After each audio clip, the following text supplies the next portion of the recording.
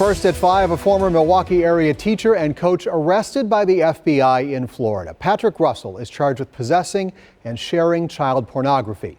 According to the criminal complaint, he admitted to much of it.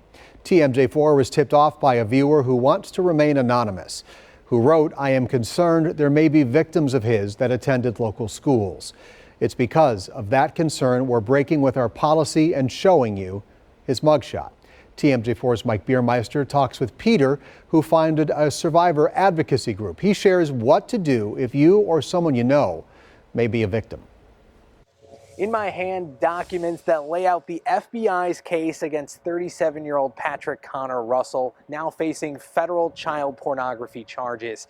He wasn't arrested here in Wisconsin. That happened in Florida, where he was living. But employment history shows that he has deep ties to schools here in the Milwaukee area. Russell remains behind bars in Broward County, Florida, where he was living and working as a teacher. He was arrested just last week.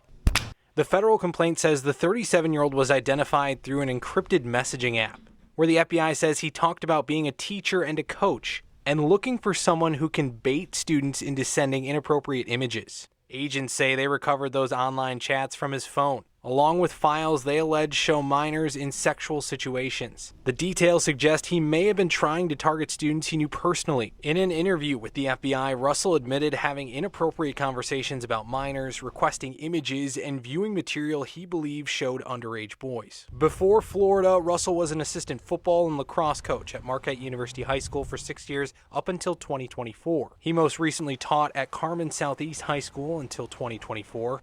Before that, at Catholic Memorial, he also taught at St. John Vianney in Brookfield for a year and St. Robert in Shorewood for 2 years. I reached out to all of these schools. They tell me they have not received any reports or allegations involving Russell during his time. He was in a lot of Catholic schools here.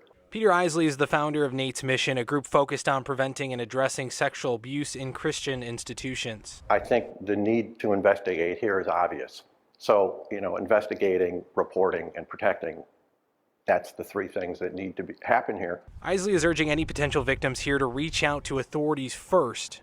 Their organization also provides resources to help survivors navigate the process. If convicted, Russell could face up to 30 years in federal prison.